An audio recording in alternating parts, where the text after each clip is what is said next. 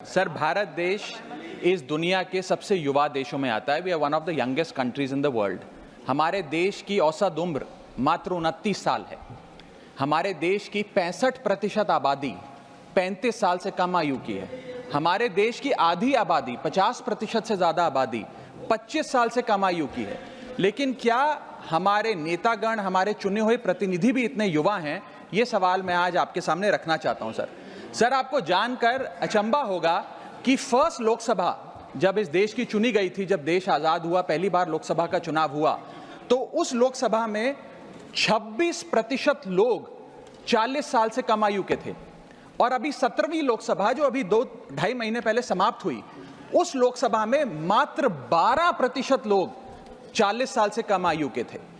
तो जैसे जैसे देश जवान हो रहा है, हमारे चुने हुए प्रतिनिधि उस जवानी से काफी दूर होते जा रहे हैं। We are a young country with old politicians. We must aspire to become a young country with young politicians. और ये क्यों हो रहा है सर? ये इसलिए हो रहा है क्योंकि politics is considered to be a bad profession.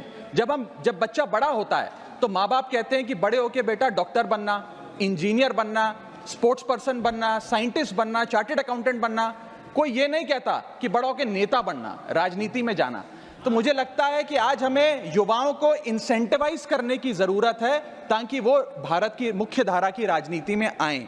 और इसके लिए सर मैं ये सुझाव लाया हूं कि, और मेरे आपके माध्यम से निवेदन है भारत सरकार से, कि इस देश में चुनाव लड़ने की उम्र 25 साल है।